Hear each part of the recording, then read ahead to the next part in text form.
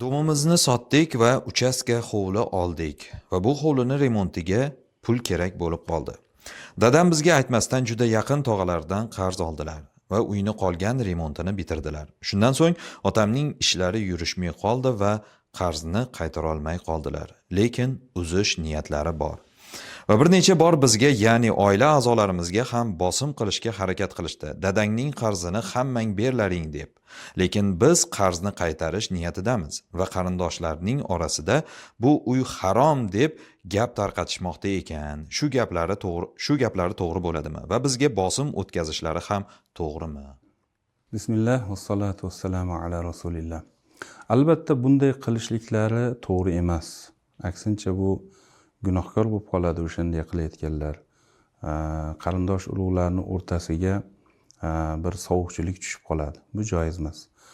Va savolda so'ralayotgan holat, bu uy foydalanuvchilarga harom bo'lib qolmaydi.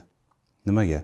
Chunki uyni ta'mirlash uchun uyni egasi demak qarz olyapti. Qarz bu qarz olgan odamni zimmasiga tushadi. Mana shu qarz olgan odamni o'zi demak buni qaytarishligi kerak bo'ladi. Xo'p, undan tashqari savolda aytilyaptiki, biz bu qarzni inkor qilayotganimiz yo'q. Balki buni qaytaramiz deyapmiz, to'laymiz deyapmiz.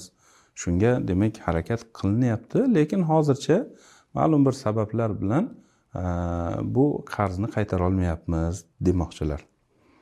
Alloh taolo bu o'rinda Qur'oni Karimni Baqara surasida aytadiki, Astag'firullah va in kana zu usratin fanadhiratun ila maysara.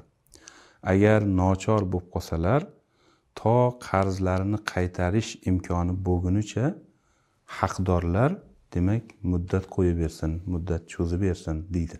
Demak, mana shunday holatda agar qarzdor qarzimni to'layman deb turibdi, lekin o'ziga bog'liq bo'lmagan bir sabablar bilan to'la olmayotgan bo'lsa, haqdorlar ozgina sabr qilib turishliklari, unga shu qarzini to'lashga imkoniyat berishliklari kerak bo'ladi.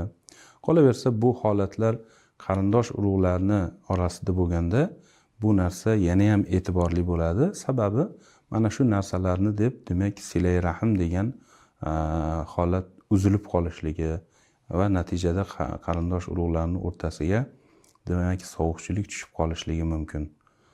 Vallohu a'lam.